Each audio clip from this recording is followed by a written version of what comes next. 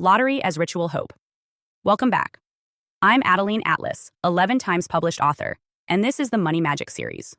The lottery isn't math, it's mass ritualized hope. On the surface, it looks like a game of numbers, a statistical improbability that rational people should ignore. But if you look closer, you'll see that the lottery is one of the most powerful collective money rituals of the modern world. It mobilizes millions into synchronized wishing, gathers enormous amounts of psychic energy, and channels it into tickets, numbers, and televised drawings that resemble nothing so much as temple ceremonies disguised as entertainment. When you understand the lottery as ritual, you understand why it exerts such a pull even on people who know the odds are stacked against them. The ritual begins the moment someone decides to buy a ticket. No one buys a lottery ticket only for its paper value. They are buying access to a dream. The dream unfolds instantly. Even before the drawing, the mind starts building castles. What would I do with millions? Where would I go? Who would I tell? How would life change? The ticket is an initiation into a temporary world where new futures feel possible. That is why people smile walking out of convenience stores, clutching little slips of paper. The hope activates right away, long before the numbers are drawn. The transaction is not a purchase of probability. It is the purchase of permission to dream. This pattern has deep roots. Ancient societies also tied chance, fate, and wealth together through ritual games. In Rome, soldiers cast lots to divide spoils. In Greece, oracles used random draws, dice, and stones to reveal divine will. The Hebrew Bible records priests using the Urim and Thummim, sacred lots, to divine guidance. Drawing, casting, and randomization were always sacred because they symbolize surrender to forces beyond human control. When people buy lottery tickets today, they are doing the same, handing power to chance, asking fate or the cosmos to choose them. The televised draw, with its glowing balls tumbling in machines, echoes ancient divination rituals. The randomness is not just mechanical, it is sacralized as destiny. What makes the lottery uniquely potent is scale. Most rituals of chance are small: a coin flip, a dice roll, a tarot draw. The lottery is massive. Millions focus on the same numbers at the same time, charging them with collective hope. This collective charge magnifies the psychic field. Even people who never buy tickets often know when jackpots are high, talk about what they would do if they won, and participate in the fantasy. The lottery becomes a cultural ritual of wish casting, drawing in even non-participants through conversation, media, and speculation. That mass attention is itself a kind of offering.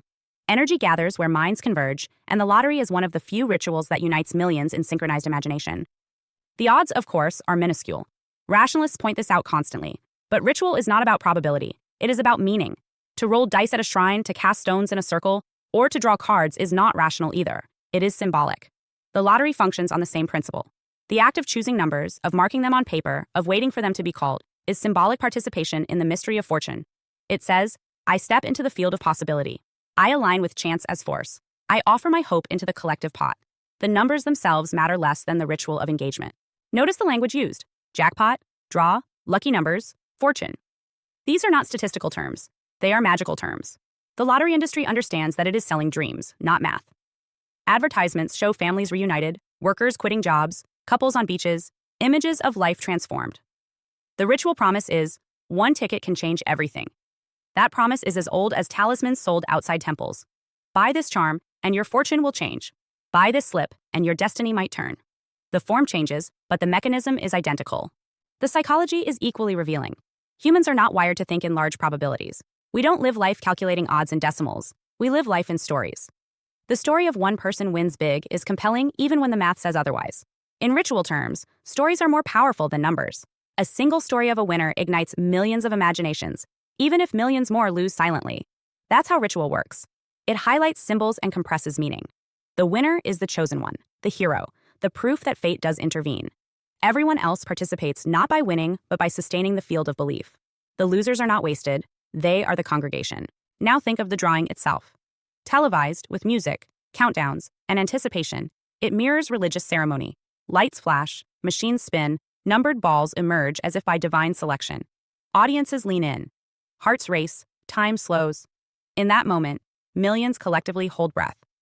The structure is identical to liturgy: approach, offering, invocation, revelation, release. The numbers revealed are scripture for the day. Most leave disappointed, but the ritual has been completed. And because rituals repeat, the cycle renews next week, next month, forever. From a money magic perspective, the lottery teaches several lessons. First, that money is tied to imagination.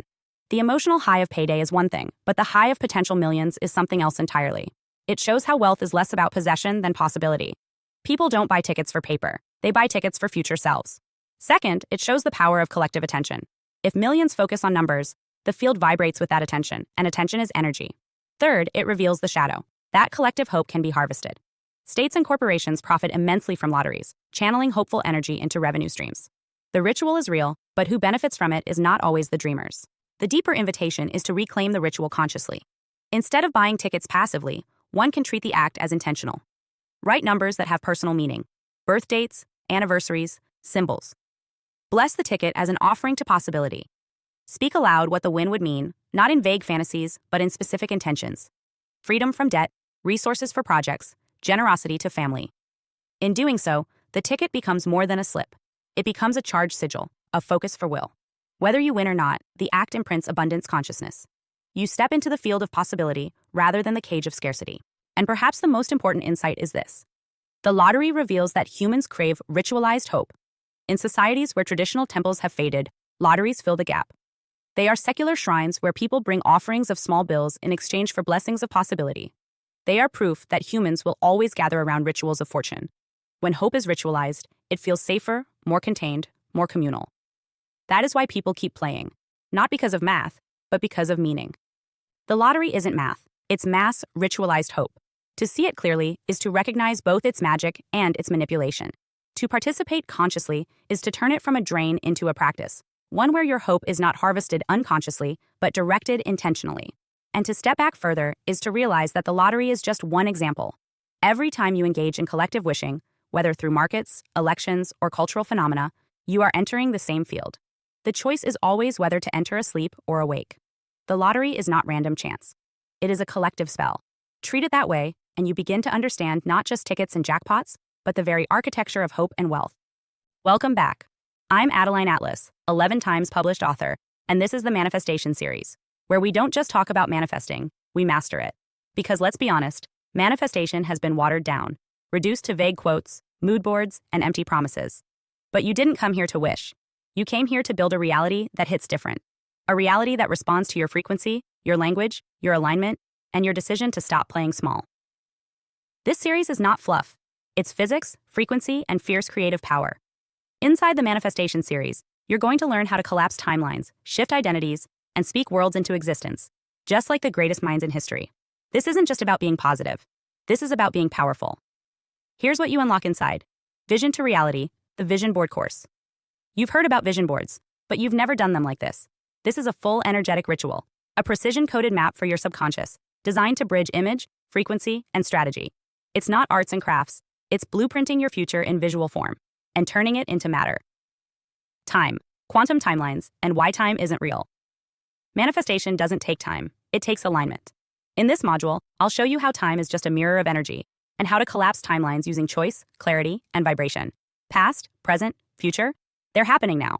And when you know how to navigate time quantum style, you stop waiting and start receiving. Quantum jumping, instantly up level. Your next level life isn't years away. It's one decision away.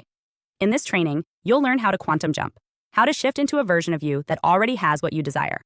This isn't fantasy. It's how high-performance creators, athletes, and spiritual masters leap beyond limits. Jump now. Land in power. Every word. The power of affirmations and spoken language. Words build worlds. In this course, I show you how to use affirmations like spell work, not just repeating empty mantras, but speaking with vibration, intention, and spiritual force. If you've ever felt like affirmations don't work, this will change everything. You'll learn to command your field, not just request from it. The greats, learning from the most exceptional minds in history. We're not the first to master this. In this legendary module, we decode the techniques, habits, and quantum genius of the world's most powerful manifestors, from ancient sages to modern icons. You'll learn how to think like the greats, move like the greats, and manifest like the greats. This isn't another feel-good series. This is a spiritual weapon, disguised as a manifestation course. It's made for leaders, cycle breakers, visionaries, and soul builders. You don't need another wish list. You need a system that teaches you how to bend reality. This is that system. So if you're ready to stop playing with potential and start creating results, welcome to your next level. The Manifestation series is open now. You know what to do. Let's build what they said was impossible and make it inevitable.